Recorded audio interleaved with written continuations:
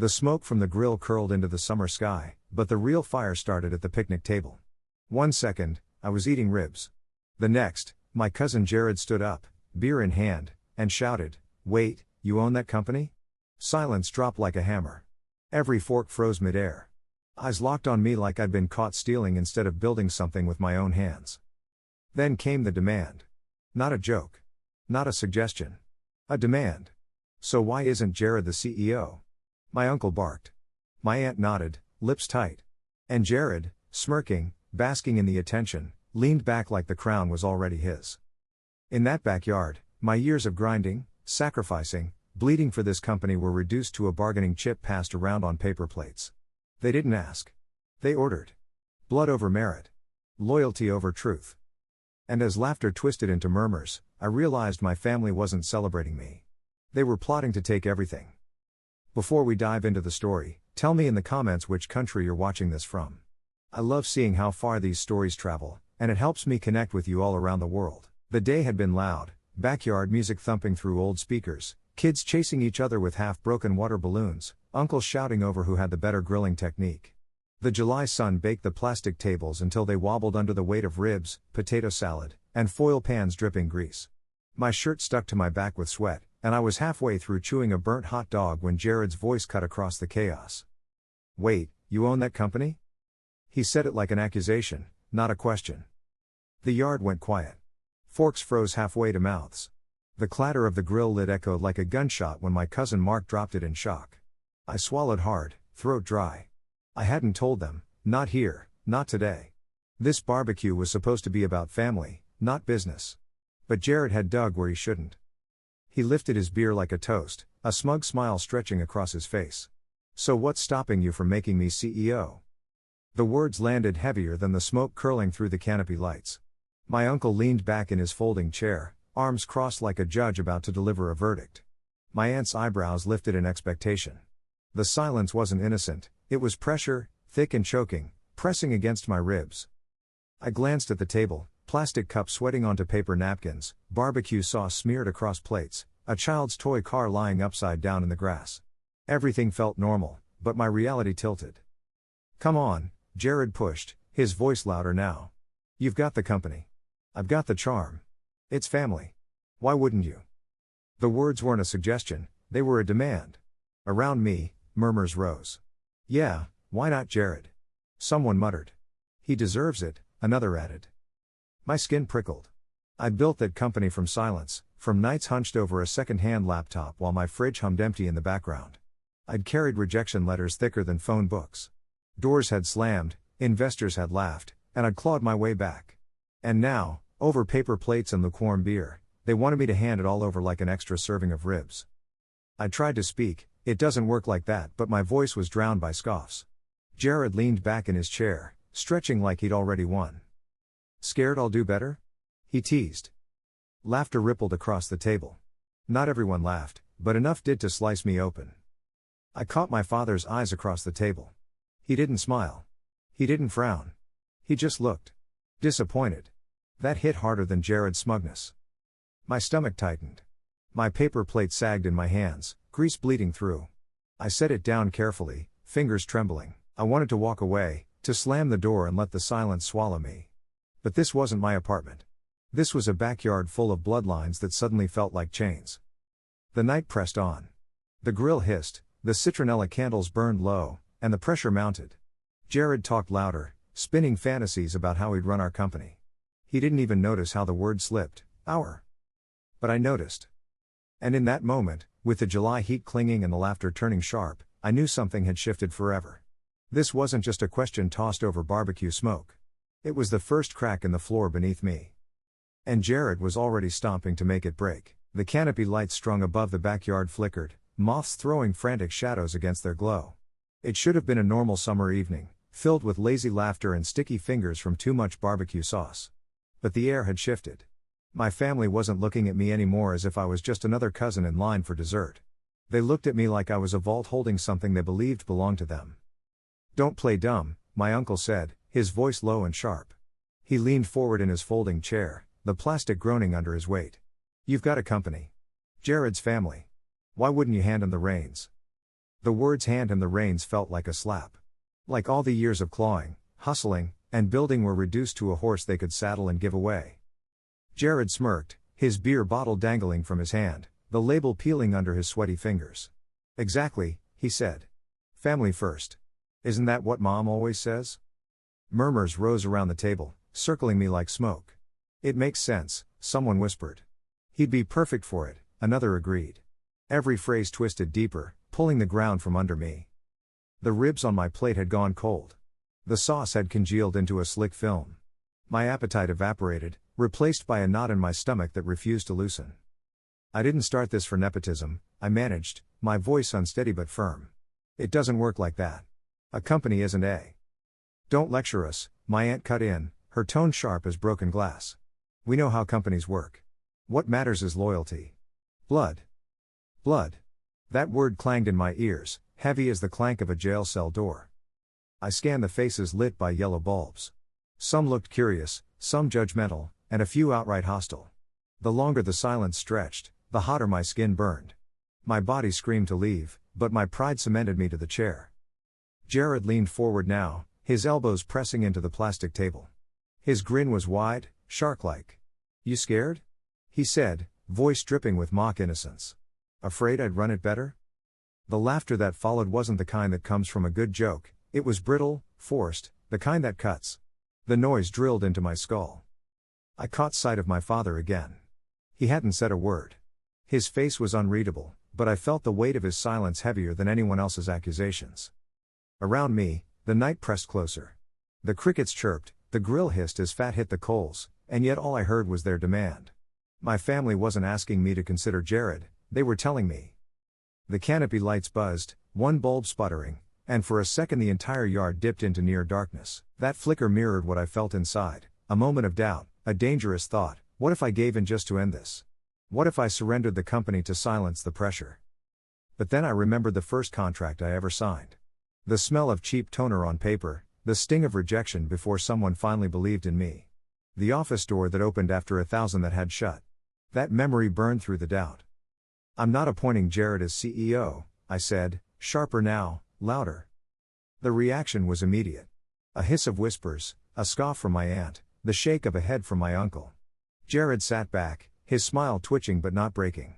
He thought he had time, that the crowd would turn me. And maybe he was right. Because as I stood from the table, paper plate abandoned, the canopy lights above buzzed like angry bees. And the weight of their stares followed me across the lawn, heavier than the July air. I didn't realize it yet, but that night wasn't the end of their pressure. It was just the first escalation. The barbecue eventually fizzled into scattered goodbyes. Cars pulled away, headlights washing over the grass, leaving muddy tire tracks where sprinklers had softened the ground. Laughter lingered faint in the night air, but it wasn't the kind that felt safe. It clung like smoke. I lingered inside, rinsing grease-stained plates in the sink, pretending I still had some role to play in cleaning up. Truth was, I needed an excuse not to stand out there any longer under the canopy of lights and expectations. The kitchen was dim except for the yellow glow from the stove clock. The fridge hummed, steady and mechanical, louder than my heartbeat. That's when I heard it. Through the half-open kitchen window, voices drifted in from the patio. Jared's voice, low, smug, carrying across the dark. He'll cave. He has to. I mean, what's he gonna do? Say no to all of us? A pause, followed by a chuckle I recognized as my uncle's. It's about time he shares the success. Family doesn't eat last. Their words came muffled but sharp, each syllable a nail hammering into my chest. Another voice, my aunt, joined in, softer but cutting. He's too proud. He thinks he did it all alone. Jared will humble him. CEO is only right. I froze, hand gripping the counter so tightly the laminate edge dug into my palm. My throat tightened with heat. They weren't just entertaining Jared's fantasy, they were planning it. Jared laughed again, loud and arrogant, the kind of laugh I'd heard since childhood when he'd win by cheating and still get praised for being clever. It's perfect, he said. He's weak when the family's against him. Watch. He'll hand it over. The words cut deeper than I wanted to admit. My eyes shifted to the back door, the flimsy screen swinging gently in the night breeze. I imagined stepping through, calling them out right then. Shouting the truth until their faces cracked under it. But something inside me held back. Silence. I stayed quiet, back pressed to the fridge, letting the hum drown out my heartbeat. That silence wasn't cowardice, it was calculation. Because shouting wouldn't change them. It would feed Jared's smirk. So I memorized their words instead, each syllable tucked into the corners of my mind like evidence.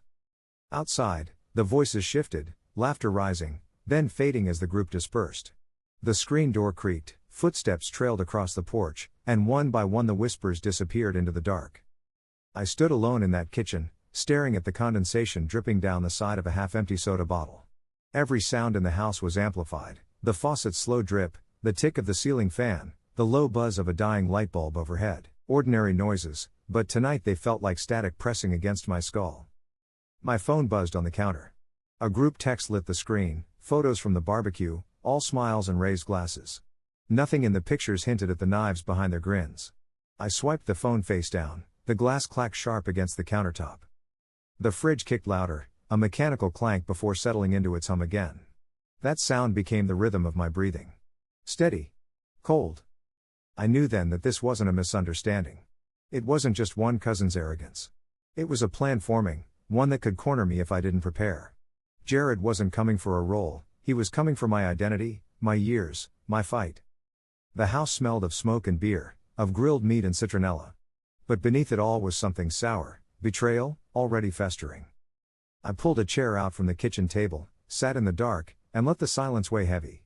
Silence had been my companion when I built the company, and now it would be my weapon. Not tonight. Not with shouting. But soon. The next morning, sunlight poured through the blinds in sharp stripes across my apartment floor. Dust motes floated like ash in the golden beams. I sat on the edge of my bed, phone in hand, replaying every word from last night's whispers. Jared's laughter, my uncle's certainty, my aunt's promise that I needed to be humbled, it all looped like static in my head. Sleep had been shallow, broken by flashes of their faces leaning in around the table, their voices pressing like walls against me. I woke with a single thought, find the truth before they twist it. I opened my laptop, the screen casting its cold glow across the room. My fingers flew across the keyboard. I knew Jared. Knew his arrogance, his shortcuts. If he was plotting to take my company, there would be cracks in his story. All I had to do was dig. LinkedIn was my first stop. There it was, his smug face smiling from a profile photo that looked more like a dating app picture than a professional headshot. I scrolled through his listed achievements. MBA? I knew for a fact Jared had dropped out after 2 semesters. Senior project lead at a tech firm? He'd been a junior assistant, answering phones and filing reports. I clicked deeper, copying sections into a folder on my desktop titled simply, Receipts. Then I found the file that sealed it. An old resume Jared had emailed to a mutual contact, a PDF tucked away in my inbox from years back. I opened it, the header bold with lies. Titles he'd never earned. Dates that didn't match reality. Companies I knew he'd been fired from. I right-clicked, pulled up the metadata. My pulse quickened. The edits were recent, 3 a.m., just days before the barbecue. The liar had been preparing. Crafting a new image, a shiny crown he thought he'd force onto his head with family pressure as his army. The sound of my laptop's fan roared louder, as if it, too, was angry at the deception. I screenshotted everything, saving each image into the receipts folder, my hand shaking as I typed labels, fake degree. PNG, resume edits. PDF, timeline lies. DocX. The files stacked up, digital bricks in a wall of truth. I leaned back, staring at the glow of the monitor, my reflection faint in the black border of the screen. The smell of stale coffee lingered from a forgotten mug on the desk. My body buzzed with adrenaline, not fear, clarity. The company I had built was fragile in the eyes of outsiders. Family whispers could poison shareholders, investors, even employees. But these receipts, this was armor. I imagined Jared's smirk, the way he'd leaned across the table with all the confidence of someone who believed family obligation outweighed merit. I pictured the way he'd laughed, certain I would fold. Now, I had the first nail for his coffin. The clock on my wall ticked loud, steady, reminding me of the urgency. Time wasn't on my side. If Jared pushed faster, if the family rallied harder, I could be cornered before I even stepped onto the battlefield. I closed the PDF, saving one last copy to an encrypted drive. My desk was littered with sticky notes and pens, some long out of ink. I grabbed a fresh pad, wrote in block letters, truth first. No emotion. The hum of the fridge in the kitchen carried faintly into the room, a steady rhythm against the chaos in my head. I clung to that sound, letting it anchor me. This wasn't about revenge. It wasn't about embarrassing Jared. It was about survival. About protecting what I had bled for. I shut the laptop with a firm click, the sound echoing through the empty apartment like a gavel strike. The first receipt was mine. More would follow. And when the time came, Jared wouldn't be facing my silence anymore. He'd be facing the weight of proof, time-stamped and undeniable. The message came 2 days later. A group text, blunt and loaded, family meeting. Sunday. Noon. Don't be late. No explanation, no context, but I didn't need one. The words sat heavy on the screen, buzzing with unspoken threats. Sunday came.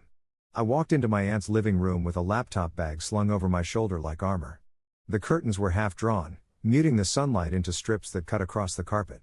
Chairs had been dragged into a circle, plastic, wood, metal, mismatched but aligned with purpose. It felt less like family and more like a tribunal. Jared was already there. He lounged at the far end, leaning back with his arms spread wide across the chair as if it were a throne. He didn't look nervous. He looked smug, as though he had already claimed victory and this was just a formality. My uncle cleared his throat. We've talked. Jared deserves a chance. He's ready to lead. Why are you holding him back? The words hit like a gavel strike. Not a question, an accusation. I let the silence stretch, the tick of the wall clock pounding in the background. Then I slid the laptop from my bag, set it on the coffee table, and flipped the lid open. The startup chime was loud, startling in the tense room. I want you to see something, I said, my voice low but steady. Jared's smirk faltered, just slightly. I projected the first document onto the TV, his resume. Bold titles, fabricated degrees, inflated job history. Then I clicked to the metadata properties, the timestamps glowing on the screen, edited at 3:04 a.m., days before the barbecue. Explain this, I said, my finger pointing at the digital clock stamp frozen on the TV. The room shifted. My aunt shifted in her seat, arms crossing tighter. My uncle frowned. My father, silent in the corner, leaned forward for the first time. Jared laughed, too quickly. That's old. Out of date. Everyone polishes their resume. I clicked again. Another screenshot appeared, his email to a potential investor, where he'd attached that same resume and signed the message future CEO of, my company name. The silence was a blade. Future CEO? I asked. My voice cracked, not from weakness but from the sharpness of the moment. Before any conversation? Before any board decision? Before me? His face flushed red. He stammered something about networking, about ambition, about how it's all just part of the game. But the room wasn't laughing now. The same relatives who'd whispered about loyalty and blood stared at the glowing lies on the television. The proof was undeniable. Dates, names, metadata, cold, mechanical truth. You lied, I said, each word clipped. To investors. To us. To me. My aunt shook her head. Maybe it's a mistake. I cut her off, my voice louder than I intended. This isn't a mistake. This is fraud. And you wanted me to hand him my company? The word fraud cracked like thunder in the room. No one spoke. Even Jared had gone silent, his jaw tight, his fists clenched against his thighs. I let the silence sit, heavy and unrelenting, the way they'd once let their accusations crush me under the canopy lights. Now the weight shifted. Now it pressed on him. Finally, my father spoke. His voice was quiet, but it carried through the room. Truth doesn't need excuses. It was the first time he had taken a side.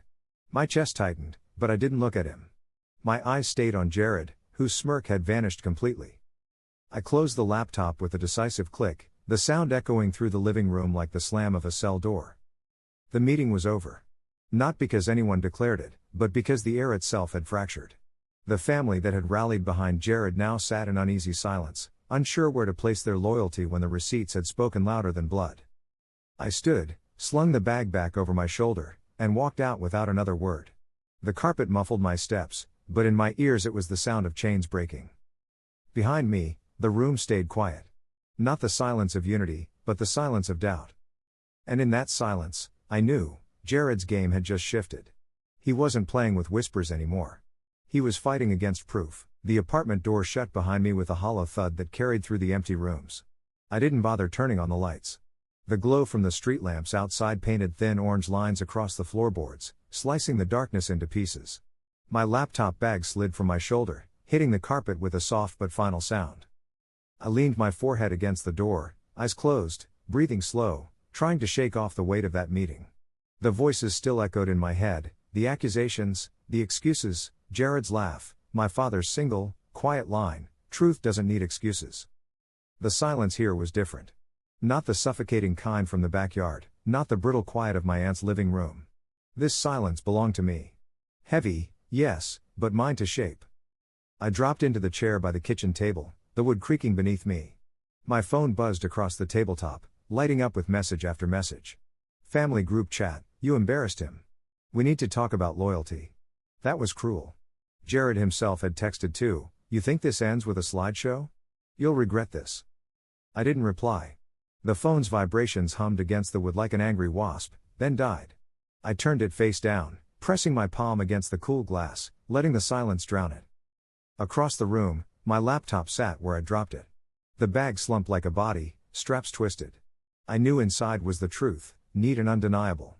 But truth doesn't silence whispers. Not yet. Not when people want to believe the lie. The fridge hummed, a low mechanical sound filling the stillness. It had always been my anchor, white noise against chaos. I clung to it now, inhaling the faint smell of last night's leftover takeout.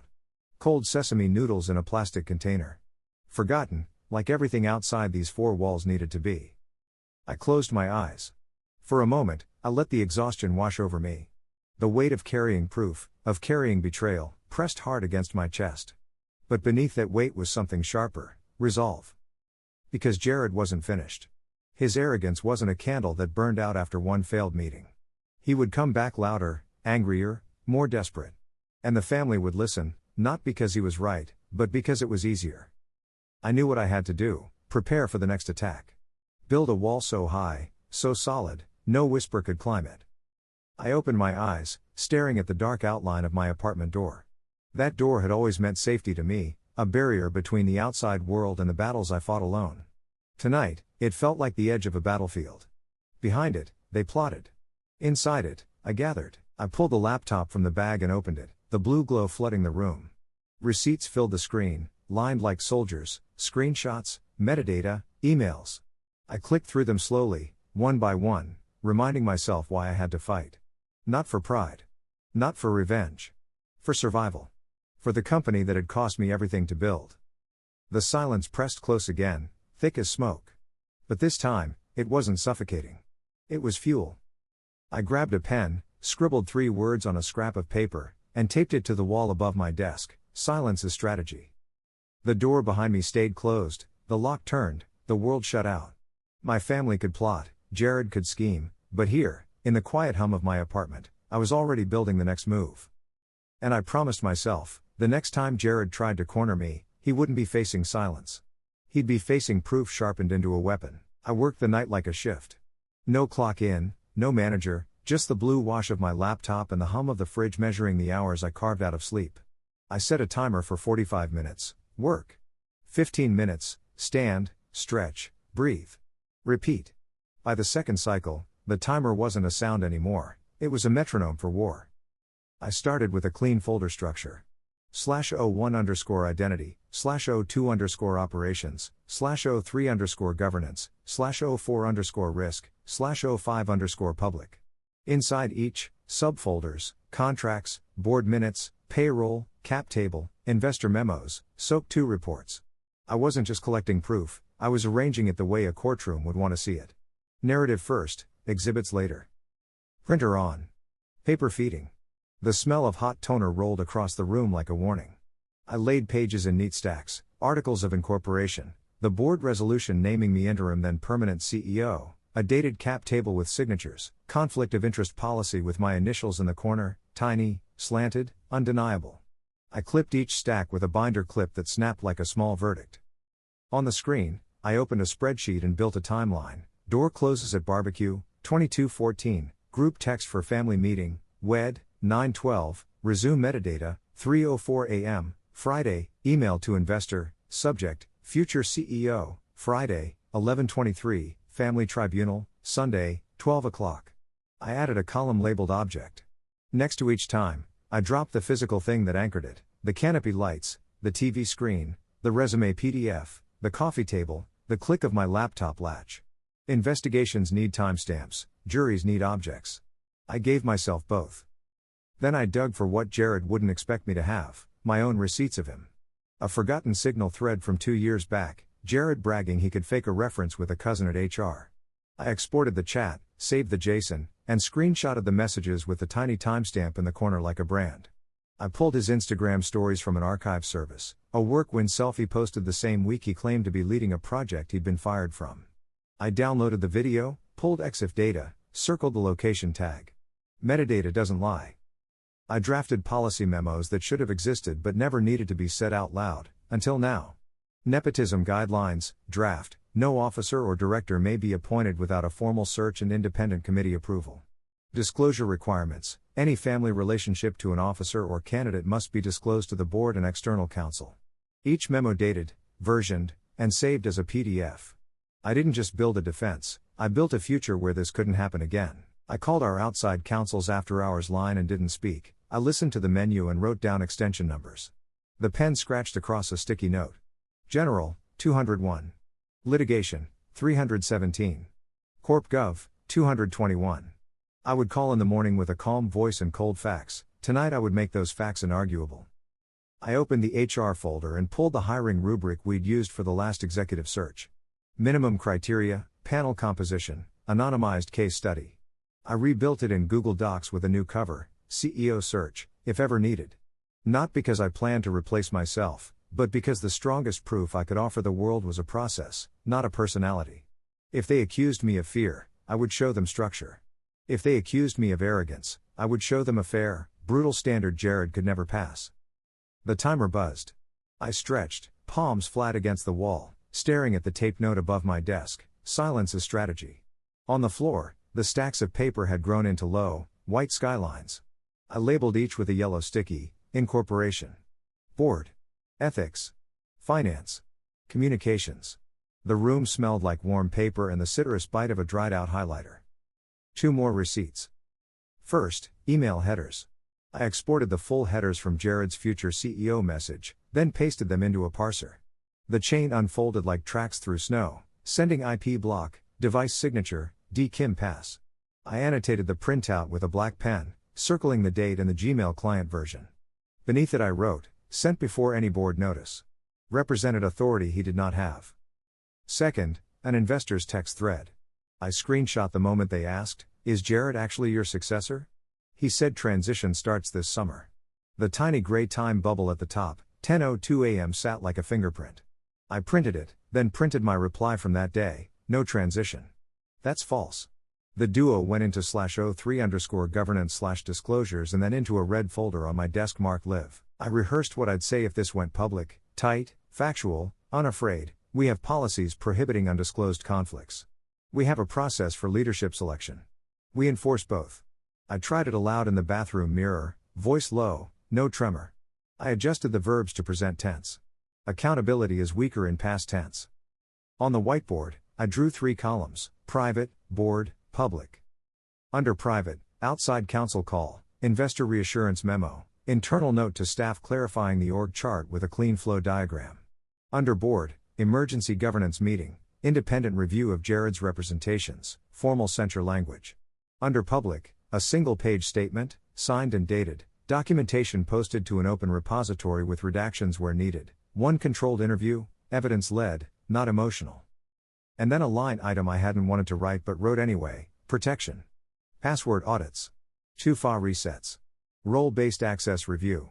I pulled the admin console and scanned access logs, the way a person checks their door locks twice after hearing a noise in the hallway.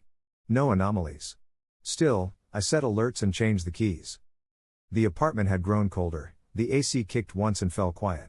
Outside, a neighbor's door closed with a hollow clap.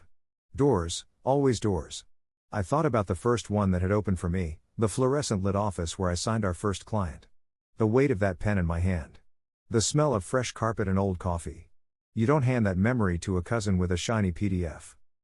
Before the next timer, I built a board packet, a single PDF binder with a table of contents. 1. Executive summary, 1 page, no adjectives. 2. Timeline with timestamps. 3. Exhibits A, H, resume, metadata, emails, investor text, social metadata, policy memos. 4. Recommended actions, vote items boxed in gray. I added page numbers. I added a cover sheet with the date and a thin black border that made it look like a notice, not a plea. Last piece, contingency communications. I drafted 2 statements and saved them as /05_public/statement_A and statement_B. A. If Jared apologizes, accept, document, close. B. If Jared escalates, publish packet summary, file board censure, notify counsel.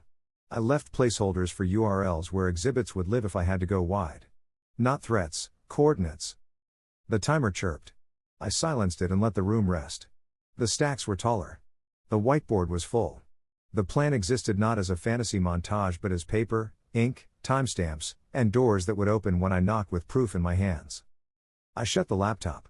The click rang like a lid sealing. I stood in the doorway of my dark bedroom, the hallway a narrow slice of shadow, and breathed in the quiet. My heart had stopped sprinting. The silence didn't feel empty anymore. It felt loaded. When Jared came again, and he would, I wouldn't bring rage. I would bring the clock, the camera, the signature line, and the clank of a binder clip. And I would set them on the table, one by one, until the room had no choice but to listen. The plan gave me order. But order without ammunition is still an empty magazine. I needed something that wasn't just embarrassing for Jared, something that made his intent undeniable. A motive, a method, a moment stamped in digital ink. I started with the obvious. His emails. I pulled up my admin console and keyed into the archive. Every domain-issued message is a breadcrumb if you know how to follow the trail. I typed CEO transition into the search box. The results appeared like matches sparking in the dark. One thread stopped me cold. Subject line, exciting transition plans, confidential. Sent from Jared's personal Gmail to one of our smaller investors. Attached, my company's logo pasted into a deck template, clumsy around the edges. Slide 1, incoming CEO, Jared Miller. Slide 2, bullet points of vision he'd stolen from a pitch deck I'd presented months before. I opened the file properties. There it was, metadata glowing like fingerprints on glass. Created on his MacBook Pro. Edited 3 times in the past week. Last modified at 2:47 a.m. The timestamp sat there, impartial, mechanical. It didn't care about family. It only told the truth. I printed the header, the attachment, the metadata summary. 3 pages clipped together. On the top page I scrawled in red pen, fraudulent representation. But it didn't stop there. I pulled the full header from the email itself. Source IP. X originating client. D. Kim Pass. Everything tying the message to Jared's exact device. I highlighted the line where his Gmail authenticated with Google's servers in Chicago. The data was as specific as a street address. He couldn't deny it without denying the internet itself. Then came the investor's reply. Buried 2 messages down, a question I hadn't seen until now. So is this official? Has the board already voted? My stomach turned. They had believed him. Even for a moment, they had considered his lie as fact. I saved the reply, printed it, circled the timestamp. 10:02 a.m. Monday. While I was in a staff meeting, one of my own investors was wondering if I'd been replaced. I leaned back in my chair, the wood groaning under me. The apartment was still except for the faint buzz of the fridge and the tick of the wall clock. But inside, I felt the vibration of anger, low, steady, like a motor waiting to redline. I opened another folder, /03_governance/exhibits. Dropped the email, the slide deck, the header analysis. Labeled it, Exhibit I, unauthorized representation. The weight of it wasn't abstract. I could feel it in my hand as I pressed the warm pages from the printer together. Paper has a way of grounding lies. It strips them of charm and turns them into artifacts. I rehearsed the line I'd use if I had to read this aloud.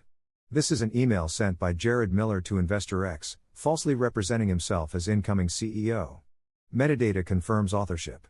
The board was never notified. This constitutes misrepresentation. I said it once, quietly, to the empty room. My voice didn't shake. Still, I needed corroboration.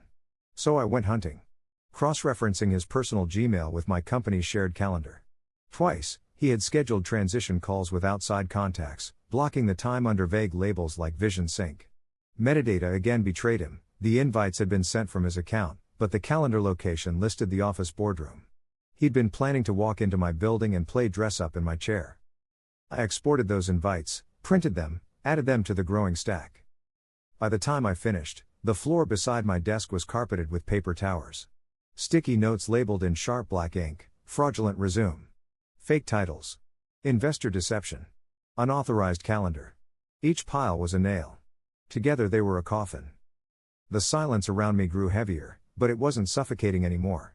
It was waiting, patient, poised. I shut the laptop, the click echoing off the walls like the slam of a door in court.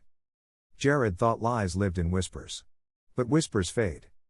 Metadata doesn't. 2 weeks later, I found myself back under the same canopy lights. Same folding tables. Same smoke curling from the grill. It felt like déjà vu, but heavier, as if the ground itself remembered what had been said here last time. The scent of lighter fluid clung in the air, sticky and sharp, mixing with the sweetness of charred corn. Jared was louder this time. He swaggered into the center of the lawn with a fresh beer, talking over the music, his voice pitched for an audience. "You all saw it," he declared, gesturing wide, as if the world was already his stage.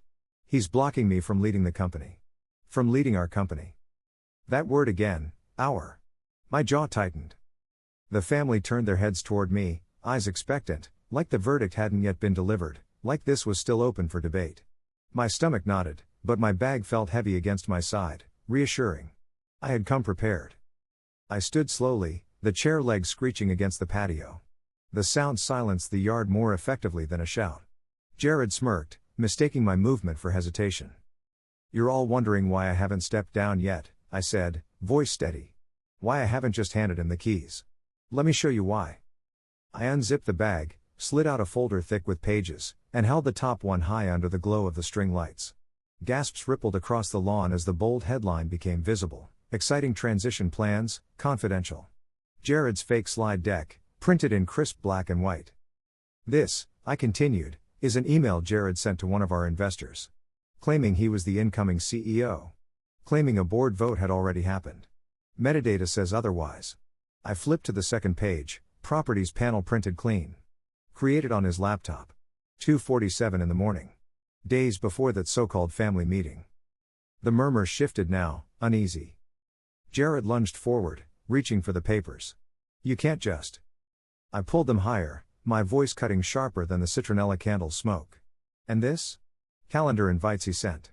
Labeled Vision Sync. In my boardroom. He planned to walk into my building and play CEO. Faces hardened around me. My uncle's frown deepened. My aunt's lips thinned. Even the cousins who had cheered Jared on weeks ago looked away. The tide was turning, one receipt at a time. Jared tried again, desperation cracking through his tone. "You think paper proves anything? That's all fake. Anyone can make that up." I turned to the last page, the investor's reply printed in neat gray bubbles. "So is this official? Has the board already voted?" Circled in red. Underneath, my response: "No transition." "That's false. Anyone can make that up?" I repeated, locking eyes with him. "Then why is it in my inbox?" The silence that followed wasn't the tense pressure of before. It was heavy, suffocating, for him. The family watched, their stares shifting like a jury reconsidering a verdict. Jared's shoulders slumped for the first time, his smirk collapsing under the weight of printed truth. He looked smaller, his voice weaker. "You're twisting." "No," I cut in. "You twisted." I untied the knot. The night air was thick, the hum of insects loud in the absence of voices. For the first time since this began, the backyard felt like mine again, not because I raised my voice, but because I raised proof. Jared sat back down, his beer bottle slipping from his fingers into the grass. It toppled silently, foam bleeding out onto the dirt. I gathered the papers back into the folder, zipped the bag shut, and left the table standing tall, their eyes burning holes in Jared instead of me. The confrontation wasn't finished. Not yet. But the ground had shifted. And Jared knew it. The night after the backyard clash, I sat in my apartment staring at the folder of evidence spread across the table. Papers stacked like walls, highlighter streaks glowing under the lamp, sticky notes fluttering every time the AC kicked in. My phone buzzed nonstop, family messages, Jared's late-night threats, and, buried among them, a text from an investor: "We need clarity. Rumors are spreading." That was the breaking point. Silence had been strategy, but silence had also been suffocating. Jared thrived in whispers, bending shadows into truths. I needed light. Brutal, public light. So I opened my laptop, logged into the company's official social account, and pressed go live. The screen showed my face, pale in the glow, eyes ringed with exhaustion. Viewers ticked upward, dozens, then hundreds, then thousands. Comments flooded in. What's happening? Heard rumors. Tell us the truth. I held up the first document, the camera catching every word. This, I said, my voice calm, deliberate, is an email my cousin Jared sent to an investor, claiming he was the incoming CEO. He wasn't. No vote, no process, no truth. Metadata confirms the file was authored on his laptop. 2:47 a.m. last Tuesday. I laid it down, picked up the second. This is his resume. Fake degrees. Jobs he never held. Edited days before the family barbecue. He presented it as fact. One by one, I displayed the evidence. Screenshots, printouts, email headers with IP addresses circled in black ink. The camera caught the details, the fonts, the timestamps, the red circles drawn by my hand. Viewers reacted in real time. This is fraud. Family politics gone wrong. Show more receipts. So I did. I opened the investor text on my phone, angled it to the lens. This is their reply, confused because Jared told them I was being replaced. This is my answer. No transition. False. End of discussion. The comments exploded. Shares multiplied. Notifications pinged faster than I could read them. Hashtags sprouted in the corner of the screen. Hashtag receipts don't lie. Hashtag Kyobi proof. Hashtag family, fraud. The live stream stretched past an hour. By the end, the viewer count hit 5 digits. I closed with one line, steady and final, the truth isn't negotiable. Not at a barbecue, not in whispers, not in lies. My company is built on proof, not family pressure. I ended the stream with a click. The silence in the apartment roared back, thicker than ever, but this time it wasn't suffocating. It was the silence of aftermath, of something unleashed that couldn't be shoved back into shadows. My phone buzzed again, dozens of screenshots from friends and employees. Jared's name was trending, attached to words he'd never escape: fraud, lies, exposure. For once, the whispers weren't his weapon. They were mine. And the world had just heard them louder than any family table ever could. The live stream hadn't cooled before my phone lit up with an unknown number and a city name I recognized from mastheads. I let it ring once more, just to hear my heartbeat, then answered. This is Elise from the Ledger, a voice said, clipped and clean, the kind of tone that belongs to courtrooms and copy desks. We watched your stream. Off the record for a moment, do you have the raw files? The folder on my table looked like a skyline, towers of paper, edges squared by binder clips. I do, I said. And not just screenshots. I opened my laptop as we spoke. The fan spun up, a small mechanical storm. I'll send the originals. Headers, EXIF, version history, device signatures. On the record, Elise said, the subtle click of a recorder punctuating the words, why go public now? Because he made his lies contagious, I answered. Whispers were infecting investors. Sunlight is the only antiseptic I've got. I dropped a zip into an email, /exhibits_AK. Zip. Inside, the fake resume PDF and its 3:04 a.m. timestamp, the exciting transition plans deck properties pane, parsed email headers with D. Kim passes, calendar invites marked vision sync set in my boardroom, the investor's text at 10:02 a.m. asking if the vote had already happened, my reply at 10:05, no transition. False. I added a one-pager labeled executive summary, no adjectives, just nouns and verbs that could stand trial. Sent. Elise's reply landed 5 minutes later. We'll need corroboration. May we contact 2 investors and a board member? She didn't ask if I was comfortable, she asked because accuracy is a form of mercy. I gave her names, numbers, emails. I also added one more line, offered Jared right of reply. Truth doesn't fear a phone call. Already did, she said. He responded, family matter blown out of proportion. Then, defamation if you publish. Then, no comment. The newsroom came through the line, murmur of voices, the soft thud of copy hitting a desk, a printer waking like an animal. We'll fact-check every timestamp, Elise said. If it holds, it holds. I waited by the window while the afternoon turned to evening. The hallway outside my door smelled faintly of bleach.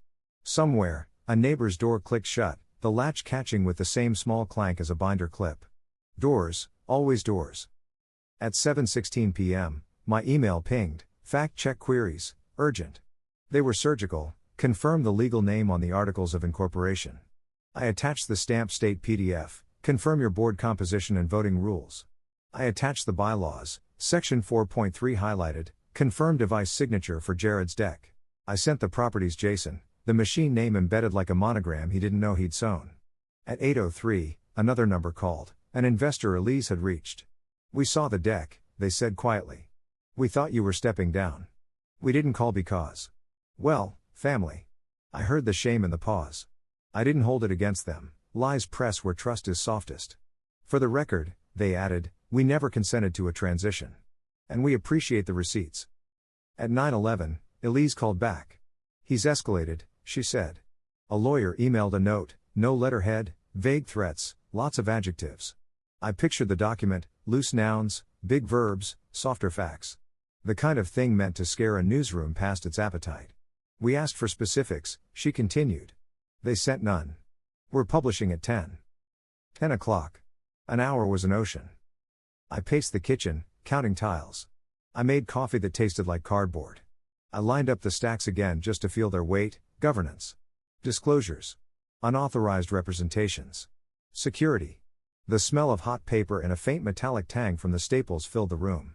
When the clock clicked to 10 o'clock, the notification hit like a gavel. The ledger, receipts and a family power play. Cousin's incoming CEO claim unravels under metadata. The lead was dry, mercifully so. Documents reviewed by the ledger indicate that Jared Miller, a relative of company's CEO, falsely represented himself to at least one investor as the company's incoming chief executive, despite no board vote or formal process. Metadata from attachments and calendar invitations tie the materials to Miller's personal devices. The company has initiated governance action. They quoted me, twice.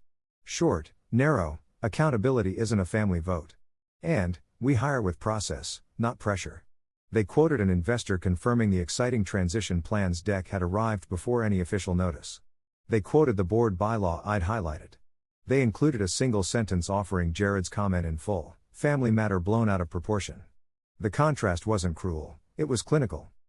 Then came the box that made my chest loosen, documents a link to a repository with redacted files, headers, properties panes, a screen of the investor text with times visible but names hidden.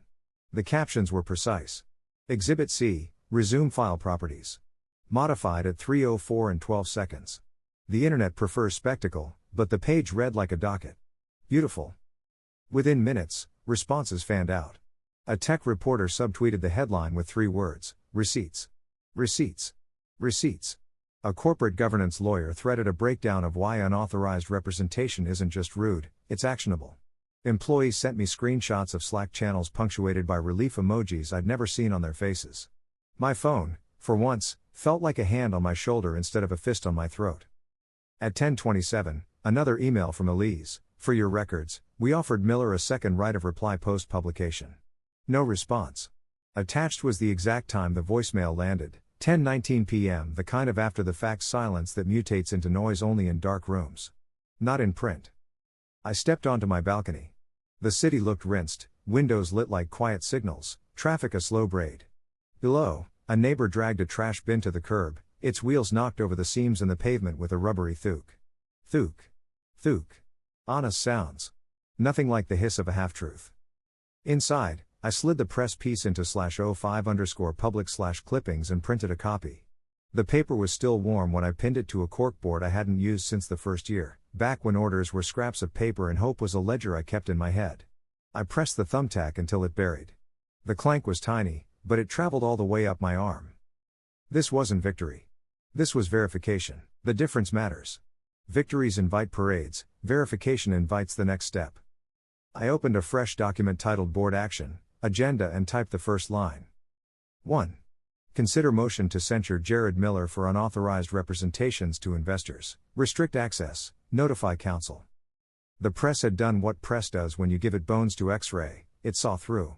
The rest would be chairs around a table, a vote recorded in minutes, and a door that clicks once when it closes, quiet, decisive, final. 10 became 11. I turned off the lamp. The apartment fell back into darkness, but it didn't feel empty. Somewhere between the printer's last page and the headline's last period, the air had changed. Truth had found its footing. And tomorrow, it would walk into the boardroom. The boardroom smelled like varnished wood and burnt coffee. Long table, high-backed chairs, a projector humming softly in the corner.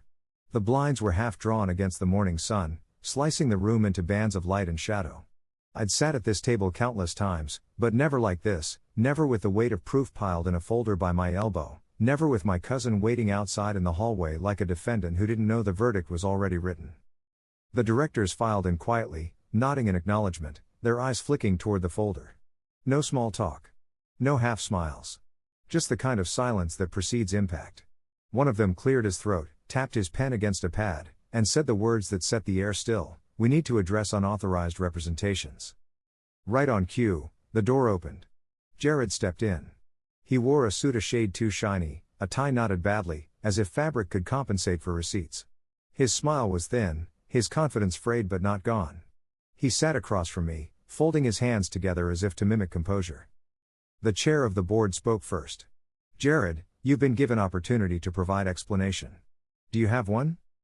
Jared leaned forward, voice rehearsed. "This is family business turned into spectacle. Miscommunication. Exaggeration. I never claimed authority, I only floated ideas." His words dripped with practiced charm, the kind that had worked on cousins at barbecues. "Not here. Not now." I slid the folder across the table. Pages fanned open, neatly clipped, dates glowing at the top of every document. "This is your resume," I said, my voice steady. "Metadata, 3 a.m., edited days before you approached investors." I flipped to the next. "This is your email to Investor X, attaching a deck titled Incoming CEO. Properties show your laptop. Your account. Your timestamp." I laid down the calendar invite printouts. "These are invitations you sent, blocking the boardroom for vision sync. You put my company's name on your lie." Jared's smile cracked. He shifted in his chair, eyes darting to the directors. "Anyone can fake metadata. Anyone can." "Then explain the investor's reply," I cut in, sliding the screenshot forward, the gray bubble circled in red. "Has the board already voted?" The timestamp stared back at him, cold and irrefutable. My reply followed beneath. "No transition. False." The truth was printed in black and white. The silence was surgical. Each director leaned over the papers, their pens moving, notes scrawled. The chair looked up. "Jared, these are not whispers. These are records. Do you contest them?" Jared's jaw worked. His hands gripped the table edge until his knuckles whitened, but the words didn't come. For the first time since this began, he had no script. Only silence. The chair raised a hand. Then we moved to motion. Censure for unauthorized representation. Restrict access. Formal notice to counsel. The gavel wasn't wood, it was the flat palm of his hand slapping the table once. The sound echoed like a cell door locking shut. Votes were called. One by one, the directors raised their hands. Unanimous. Eyes turned to me, not with pity, not with doubt, but with clarity. The truth had walked into the room and sat down at the table. Jared never had a chance. He pushed back from his chair, the legs scraping harsh against the tile. His face was red, lips pressed tight. "You think this is over?" he hissed. "You humiliated me in front of family, now this? You'll regret it." He stormed out, the door slamming so hard the blinds rattled. But the only sound that lingered was the chair's calm voice, marking the minutes. Motion carried. Let the record reflect unanimous vote. The meeting shifted back to ordinary business, budgets, contracts, project updates, but none of it mattered. What mattered was the line drawn, inked into official minutes. Proof wasn't just in my folder anymore. It lived in the record, permanent, unalterable. As the directors rose, I stayed seated for a moment longer, fingers brushing the edge of the folder. Outside, footsteps echoed down the corridor, Jared's retreat, fast and heavy. Inside, the air was lighter, the silence no longer pressing but cleansing. I gathered the papers, clipped them tight, and stood. The boardroom door opened with a soft click this time, not a slam. For once, it was me walking out with the room behind me, not against me. The showdown was finished. Not with shouting, not with family pressure, but with receipts, recorded, voted, sealed. And when the door closed, it closed on Jared. The article had already bruised him, but the boardroom vote broke his bones. By the end of that week, Jared's perfect image, sharpened over years of charm, polished lies, and family leverage, wasn't just cracked. It was in pieces scattered across the floor. It started small. His LinkedIn vanished. One morning it was there, bold headline visionary leader, incoming CEO, and by evening it redirected to an error page. Then came the texts from friends I hadn't spoken to in years. Screenshots of Jared begging in group chats, trying to spin his downfall as politics. But the replies weren't supportive. They were short, brutal: dude, receipts don't lie. You're finished.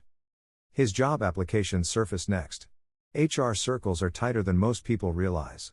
One recruiter forwarded me an email Jared had sent, still clinging to his fabricated resume, still insisting he was destined to run companies. The recruiter wrote back, blunt: "We cannot consider candidates with documented misrepresentation issues." The rejection leaked. Screenshots hit Twitter. His name trended again, not as incoming CEO but as family fraud. The silence at family gatherings grew louder. Invitations skipped my inbox, but I knew from whispers that Jared stopped showing too. He couldn't walk into a backyard without hearing the clink of beer bottles followed by laughter not meant for him. My aunt defended him at first. He just got carried away, but even she went quiet after the press doubled down with a follow-up piece. This one quoted a governance expert who called Jared's actions a textbook case of misrepresentation that borders on securities fraud. The fallout spread to his friends.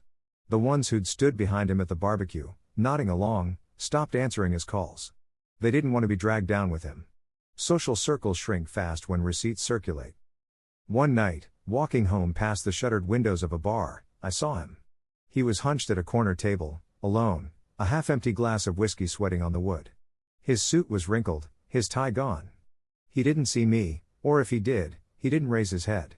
For the first time, he looked small.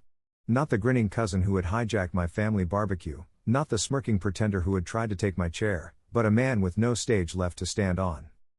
I paused on the sidewalk, watching through the glass. The door behind me clicked shut as another passerby stepped out into the night, the sound sharp in the quiet street. That door, solid, final, echoed in my chest. Jared had walked through too many doors thinking he owned the rooms behind them. Now every door seemed to close before he could reach the handle. He'd built his perfect image on borrowed phrases, half-truths, and family pressure. But images are fragile. They don't survive when you pin them under timestamps and signatures. They don't survive when the press writes them into record. When I turned away from the bar window, I didn't feel triumph. Just a heavy kind of release. Jared's collapse wasn't a spectacle I needed to enjoy. It was gravity. And gravity doesn't ask permission. By the time I reached my apartment, my phone buzzed with another message from a colleague: "Just saw the article update. Glad you shut it down." I typed a short reply: "Thanks. It's done." Because it was. Jared's perfect image had collapsed, not with a bang, not with a fight, but under the slow, relentless weight of truth. And in the rubble, I didn't see a cousin anymore. I saw a cautionary tale. The weeks after the board vote were strangely quiet. Not the brittle silence of family dinners, not the suffocating hush of being cornered, but a calm I hadn't felt in years. The noise was still out there, articles, threads, side conversations, but inside my office, the hum of fluorescent lights and the shuffle of papers finally sounded like progress again. Jared, on the other hand, was drowning. Every time I checked the news feeds, his name slid further down the ladder of respectability. Recruiters blacklisted him. HR groups circulated his fake resume as a cautionary tale, stripping away whatever credibility he once had. The shiny surface he'd polished for so long had burned down to ash. One investor sent me a clipped message: "We believe in you." He made noise. "You brought proof." Another emailed a commitment renewal, attaching a short line at the bottom: "Thanks for the transparency. That matters more than spin." Those words felt heavier than any contract signature. At home, the apartment didn't feel like a bunker anymore. My corkboard, once crowded with sticky notes and timestamps, now held just 2 pinned sheets, the press clipping and the board resolution. Proof I'd fought with paper instead of shouting. Proof I'd chosen evidence over ego. The rest of the stacks I'd boxed and sealed, stored in a cabinet labeled simply, "Archive." The family fractured in the aftermath. My aunt stopped calling. My uncle sent one bitter email about airing dirty laundry. But cousins I hadn't heard from in years reached out quietly, messages of support, apologies, confessions that they'd been afraid to speak when Jared's shadow loomed over the table. The split wasn't clean, but it was honest. And honesty was a currency I'd stopped expecting from them. Jared tried to claw back. He launched a blog, claiming context and misunderstanding, but no one bit. The comments section filled with links to the articles, screenshots of the receipts, reminders that metadata doesn't lie. His words collapsed under the weight of his own past. Even his closest friends began to distance themselves. A network built on charm can't withstand evidence. I passed him once, weeks later, outside an office building downtown. He wore a cheap suit, resume folder in hand, shoulders hunched. He looked up, met my eyes for a fraction of a second, then looked away fast. No smirk. No words. Just the hollow shell of someone who had mistaken pressure for power. The revolving door beside him opened and closed, people stepping out briskly, walking past him like he wasn't even there.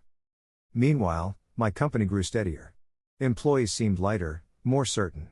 Investors spoke with clarity, not doubt. One board member pulled me aside after a meeting and said, "You showed us that transparency isn't weakness.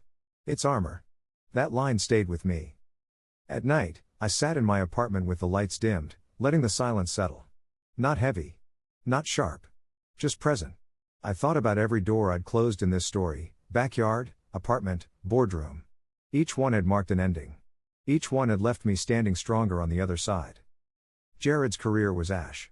My family ties were frayed, maybe beyond repair. But my foundation, the company, the truth, my own name, remained intact.